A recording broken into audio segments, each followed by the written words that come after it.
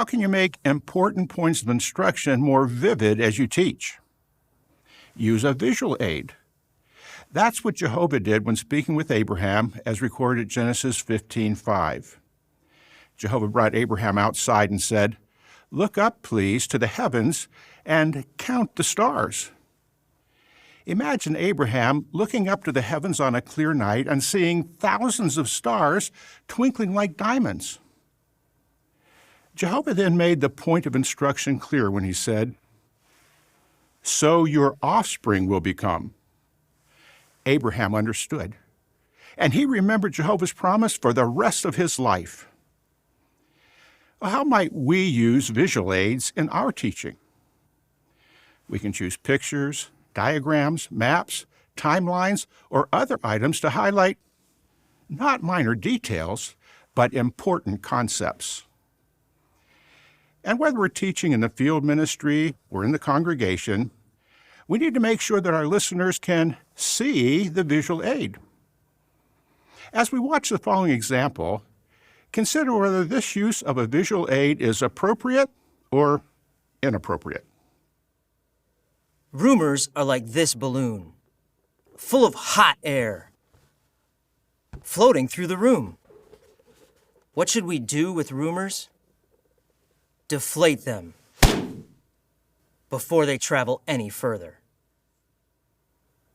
Was that an appropriate use of a visual aid? Oh, it'll be remembered, but for all the wrong reasons. Our objective in using visual aids is not to shock or entertain the audience. Let's give the speaker another chance to make appropriate use of a visual aid. Why should we spend time getting to know our brothers and sisters? Well, we could compare them to this beautiful rock called the geode. If we look past the surface imperfections and take the time to get to know our brothers and sisters, we may come to know their beautiful inner qualities, the secret person of the heart. Simple and clear.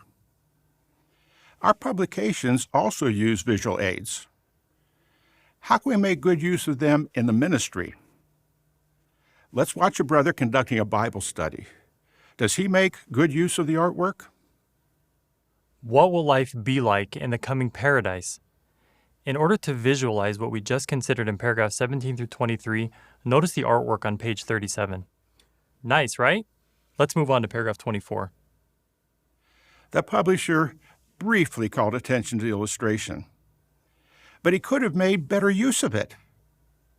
While we don't need to focus on minor details in the picture, we should try to highlight key aspects of the artwork. Let's watch him try again. What will life be like in the coming paradise? In order to visualize what we'll consider in paragraphs 17 through 23, notice the artwork on page 37. What aspects of this scene are different from life in today's world? Everybody's happy. That's right. The whole earth will be a paradise. What else? Does anyone in this scene have glasses or a cane?